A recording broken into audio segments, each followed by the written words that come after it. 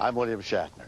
Tonight on Rescue 911, true stories that remind us not to underestimate the power inside each one of us.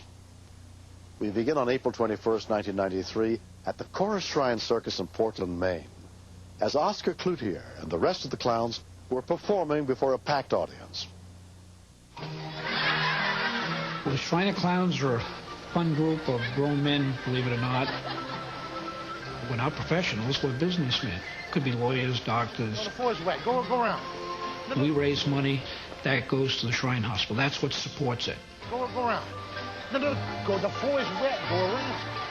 Go around. Tim, our clown Doodles, became a close friend. Tim is a happy, jovial person. Everybody he came in contact with, he has that unique method of making them laugh.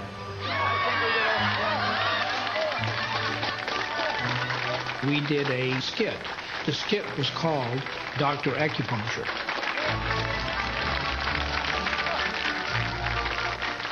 We had to run probably 100 yards off the set, and Tim, being a little bit on the heavy side, had a hard time with this. Tim weighs somewhere in the vicinity of 375 to 400 pounds. And as we got off the stage, he was panting. Oscar's friend, Tim Gary, had been a Chorus Shrine clown for 18 years. We had a very successful act that night, so we were kind of joking around, fooling around, and Tim said to me he didn't feel well. Take some breaths here, you know? Take some deep breaths. Sometimes you can be joking around, so you're not sure whether he was joking or not. Wait a minute. And then he was coughing and choking, and I felt so inadequate. Hey, let's get the table out of here. Let's get the table. Fuzzy, one of our clowns that was there, and said to me very clearly, you know, he has no pulse. We need help here. Jack, yeah, get some help.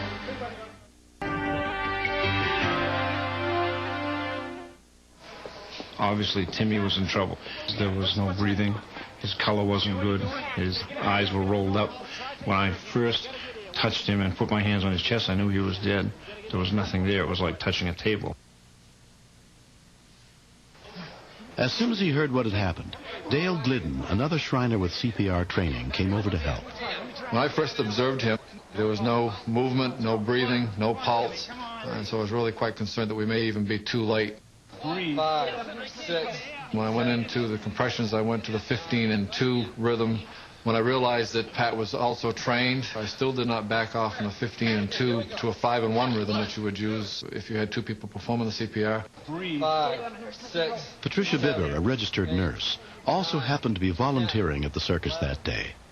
Tim was a very large man, and because of that factor, it was difficult.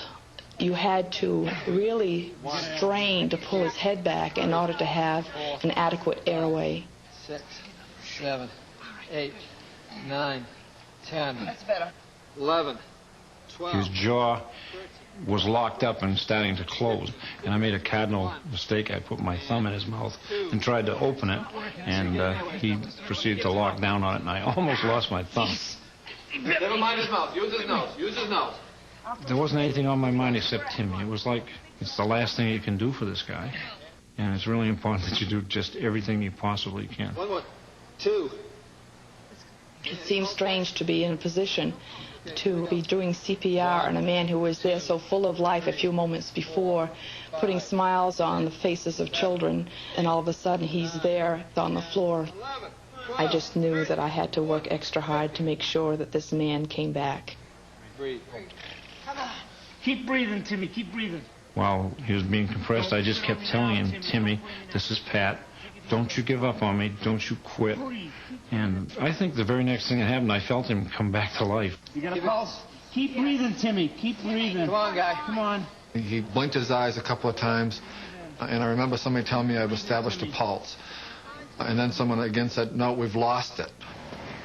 Within minutes, a City of Portland Advanced Life Support Unit was on the scene, led by Paramedic Lieutenant Dan Brown.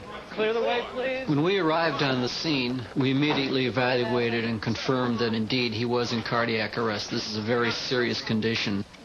Keep going. But good CPR was being performed by 2 bystanders. 10. Timmy. Showing ventricular fibrillation.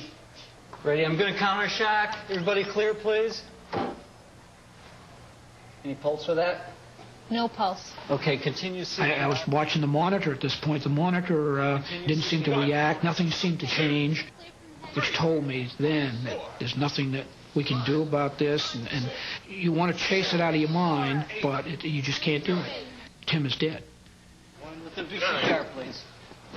Members of the Portland Fire Department arrived soon after. They took over CPR, the ventilation, but at that time we still didn't have a pulse. Do you feel a pulse? 3. No, I don't have one yet. 5. I felt really washed out. I stood back and looked around and saw all these long faces, these sad faces. It was heartbreaking to see them with their fake tears, no longer fake, but true tears coming down their faces. Okay. 2, 3, 4.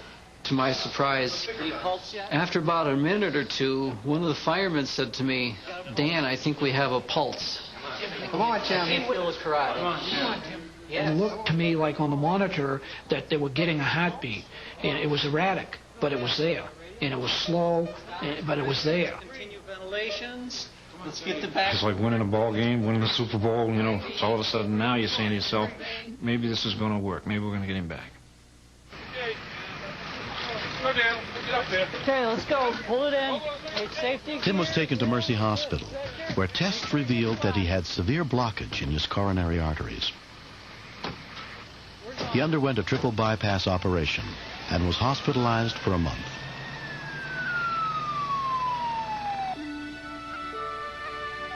When I learned what had happened to me and what people had done to save my life, I was just awestruck. I just couldn't believe it. It surprised me that all these people put forth such an effort to keep me alive. It's a new beginning. I think I'm a different person for it. I'm going out and I'm walking, I'm getting some exercise, I've taken off some weight. Somebody just saved my life. How do you say thank you to a person like that or a group of people? You just can't, but just to look them in the eye and let them know that you really sincerely mean thank you. Hi, guys. 6 weeks later, Tim was back entertaining sick and injured children at a local hospital. I think it's a miracle that he's alive today. Tim is a wonderful man, and it's nice to know that he'll be out there making people laugh again, making them smile again, forget their troubles for a moment or two. Now, when are you going to speak to those? Sure, I'm just a regular guy. I just happened to be there at the time. I think it's tremendously important that people know CPR. It's the only chance that the average person has when they get down. It's very, very important. Because if something happens and you can't do anything, can you ever forgive yourself for not knowing? So, Randy, how long have you been in here? I've been in here 5 days. 5 days.